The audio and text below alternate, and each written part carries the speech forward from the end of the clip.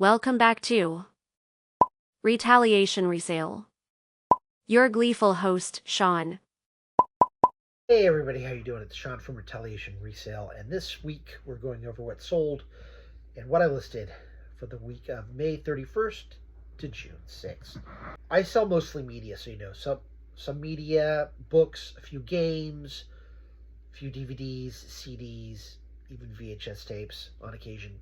I have sold an 8-track and cassette tapes before too, so you never quite know what we're gonna feature on the show. But I should tell you that selling on eBay is pretty pedestrian. So there is no first edition typed manuscript from Stephen King. There is no Gutenberg Bible. There is no, rare book with $100 bills stuffed inside.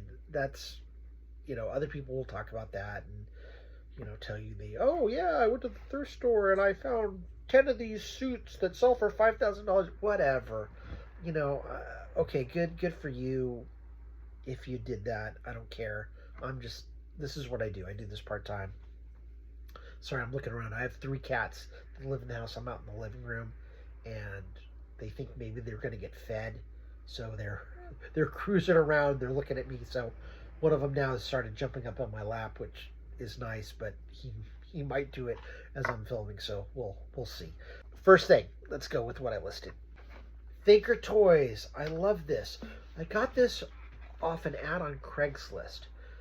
A real estate agent, had a housing clean out, and she said, 2 days at 10 o'clock, come by, anything in the house that you want, come get.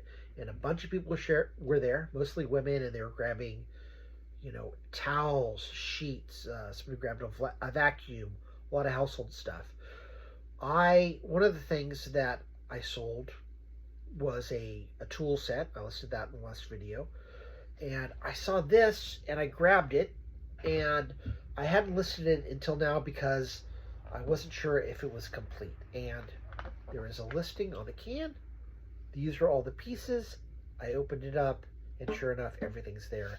And I think I've listed this for like $20 or $25 plus shipping.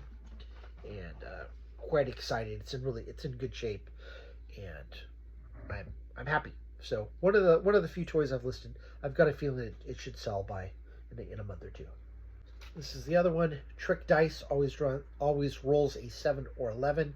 And I've got this listed for like $6.95 plus shipping, so I might make $4 or $5 off that. DeWalt construction book. I listed this on eBay because I can't list this on Amazon. I'm gated, which means Amazon will not allow me to sell it because DeWalt has said that they won't allow Amazon to sell their new books if they allow people to sell the used copies if they're not a distributor. I don't know why. It's not like DeWalt is a huge publishing giant, but that's what they've done.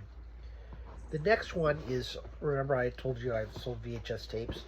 Well, this is the Star Wars trilogy, the original trilogy. And again, I am gated from selling this on Amazon because it's through Universal. And a few months back, Universal, mandated that you had to be a distributor, otherwise you can't sell their CDs, DVDs, even VHS tapes. I've sold Star Wars books since then, but the newer stuff isn't on Universal, so or the book wasn't, at least, and I could sell it. But this I had a list on eBay, and that's fine. I sold one a couple of months ago. This next item, very interesting. It is a Medal of Honor recipient list from 1863 to 1978. This is from the defunct Alameda Naval Base, and it does have a hole in the back. It goes through a couple of pages, but not to the main text. I listed this for about $15. And it's something that somebody will buy. There's not a whole lot of them out there, but there's interest, but not necessarily demand, if you know what I mean. So it'll sell. It might take a while. But I listed it at $10 or $15 because of the hole. And the idea is get into the hands of somebody that wants it and get it off of my shelves and get money into my pocket so I can get some other items. And then I've got these 3 TI books. This is for the TI 58 and 59 programmable calculators, the Master Library, the Applied statistics and the personal programming book. Now, I am about half an hour north of HP in the like Palo Alto, Silicon Valley area. And even though a lot of people know HP, I've got an HP computer. These will probably sell to somebody in like Kansas or Nebraska or South Dakota. That's just how it works. Even though it's from the area where it originated and where people use it, somebody's going to want it from somewhere else, and that's just how it goes. And I'm going to show you just a few more things, kind of interesting. This is a space exploration. It's a kit for, I think, what's Discovery. But let's see. Here we go. You mix the like plaster stuff, you pour it in the mold, you pop it out, and then you paint it and put decals. So something fun. It's for $7.99 on the back. They're going for $7.50 plus shipping, so I've listed that. That's fun. I wish I had something like that when I was a kid. This next item, I love this. I got this for free. It was in a bunch of books that I got, and it's a penguin slushy van. And this is a Lego set. It's not in cellophane, but I don't think they come that way. It's sealed. It hasn't been opened. One of the things you need to realize is on the back, a lot of times, I don't know if you can see this, this is perforated. And it's a way to kind of like open up the box and stuff. And it's how you can tell if the box is sealed. So as long as this hasn't been punctured, you know that no one has opened the penguin slushy van. And there's another one that's similar, that's an ice cream truck, and it's got a giant popsicle in the front. But this is fun. It's penguin slushy van. It's got a penguin. It's got a slushy. What more could you want? Also in that same batch, I've got a puzzle. 1,000 pieces. This is Van Gogh's Starry Night. Very famous painting. I think I've seen this somewhere on my trip to Europe. I don't know if I saw it in the Netherlands or in New York or the Impressionist show or whatever. Not that he's an Impressionist, but famous painting, and you can make a puzzle of it. That's what I listed this week, plus a bunch of other stuff. But let's go over the things that sold, because everybody wants to know what you found, and they want to know what kind of money you made. So 7 items, I think, for this week. On the 31st of May, I sold A Study in Drowning. It is a book. Now, this is the UK version. So the sides of the binding were colored, and there were colored pictures of little books all the way around. I think I showed this to you in a past video. This book was signed, and still, I could only sell this book for $13.65 plus free shipping. Or no, $13.65. They paid the shipping. I made $10.07. On the 1st, I sold Visionary State, and this book was restricted on Amazon, so I could only sell it for $13.65 plus free shipping. I made $4.10. And despite the inexpensive price, $13.65 plus free shipping, it still took a few months to sell this. So $4.10 was all I was going to get, but it's still better than zero, and I didn't pay anything for it, so I will take $4.10 any day of the week. And I didn't spend a lot of time. A lot of the lower tier, not lower tier books, but the books that aren't going to make me as much, when I'm already at the cheapest price, I just, the front, the back, maybe the copyright page, or maybe like one of the pages on the inside, and that's it. I don't put a lot of effort. It's not like I'm taking 20 photos just to make $4.10. Your time is money. You need to commit your resources, accordingly. I do love the video feature. A lot of times it's just easier to shoot the front picture of the back and then do a little 30-second video. Yeah, this is the book. It's in great condition. Flip the pages, show the copyright, and you're done.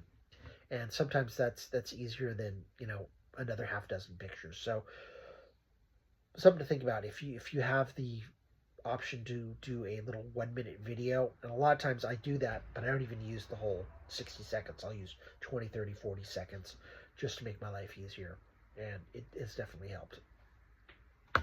And 3, 2, 1. The next item I sold was MTG, otherwise known as Magic the Gathering. I had 2 card sets. They were sealed. One was for Faceless Menace, and the other was for Knight's Charge. They were beat up. They were really beat up. They were sealed, but it looks like maybe somebody had thrown them in the trunk and they just bounced around for a lot because all the corners were sort of, the paper kind of ripped and damaged. You could tell that they weren't opened. I don't know if someone's getting them for resale. Probably not. Just probably to, get a new pack of older cards. I put them up for auction, actually. It started at $50, received one bid within a day or two, and then nothing until like the last day, and then somebody bid it up to $51. So $51 plus free shipping. I made $37.10. Also that day, I sold about 200 photos, an old ephemera set. An ephemera, basically the definition is something that kind of has a short lifespan, is sort of made to be not destroyed, but has a short shelf life, like little flyers, display posters. That's kind of ephemera. Pictures do kind of fall into that. These are small, little black and white photos. A lot of them were from the 30s. It's very interesting because they would say like November 1933 at the top. And I don't know what the technology was that enabled that to happen. I think it was actually on the actual photo paper when they were developed. That's the only way I could figure out that was done, because how would they typeset that onto a photo back in the 30s? It didn't make any sense. But these were all photos of families posing in front of the house, in front of the old car, outside a building in a big city, on a train, on a waterway. And you could definitely tell they were from the 30s from how they were dressed and, just the buildings and all of that. Very interesting. I had it listed for 80. Somebody offered me 60. And I took that. I sold it for $60 plus shipping, made $49.54. On the 3rd, I sold a Rawlings baseball glove. This was a lefty glove. It was an older glove, and a few had sold in like the $120 range. And I had it listed for quite a while, and I lowered the price to $105. And then still no traction. And then I received, somebody asked me if I would take $80 for it. And I said yes, $80 plus $10 in shipping. It actually was $13.45 to ship, but I asked for $10 flat shipping. I made up the extra $3.45. That was fine. And I made $64.84. After I accepted the offer, they sent me a nice message just basically saying, "Thank you for accepting our offer to buy your mitt," which I thought was really nice because I hadn't received that before. Normally somebody makes an offer, I agree, and I ship it out. They actually sent me a message saying thank you, and I was like, "Oh, that's nice." I had I had an additional Rawlings baseball, so I put the Rawlings baseball in the Rawlings glove, because if you have a glove, you're going to want to play catch, and I figured, hey, Rawling mitt, Rawling ball, why not? And I received a nice review when I got it. They said it was well packed, it was received in time, and it even came with a baseball. Thank you so much. Really, really nice review, and I was happy to do it. Obviously, it's somebody that was going to use it, and it made them happy, and that's great. They get something they want. I get some money. We're all happy. It's all good. Life is wonderful. And the last item, I sold 12 fantasy and science fiction magazines. I've showed those in a previous episode. They sold for $19.65 plus free shipping. After fees, eBay took, I made $16.06. I took this to the post office, and for whatever reason, I don't remember, I mailed it from the post office, so I had to buy postage. I don't have the receipt, but I think it was probably about $6. So I made about $10 total. And that's it for what sold. I'll be here next week, so thanks for watching. Please subscribe. I'm trying to get my subscription up, so really appreciate that. So thank you so much. Feel free to leave a comment, and I'll see you next video, hopefully with much shorter hair.